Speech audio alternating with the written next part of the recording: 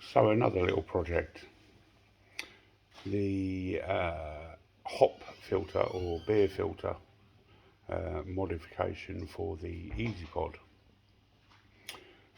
Now, as you know, a lot of people put a 300 micron hop filter down the centre tube to help reduce the fines, but the hop filter has quite a narrow diameter and a lot of the water passes down the sides of it.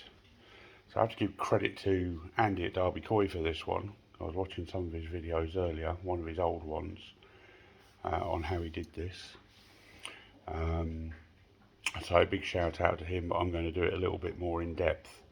So what I did, I nipped off to B&M's this afternoon and I picked up one of their little travel mugs, and it has a silicone cap on it. As you can see, it's nice and squishy, but it has a step, and that step is exactly the right size to fit in the top of the easypod tube, and then you can cut out the centre section and slip it over the top of your beer filter, and then put a little bit of silicone around it or a bit of hot glue or something and stick that to the top of the beer filter, and it is a perfect funnel to funnel the water down through the beer filter.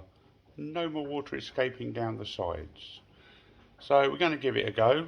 I'm going to put you down for a second while I cut this out, and we'll see how well it works. So here we are, out by the easypod. As you can see, I've cut the hole.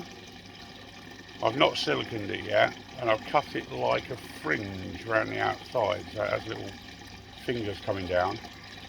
Andy attached his to the cap and cut the cap, but I don't know where I put the cap for this one.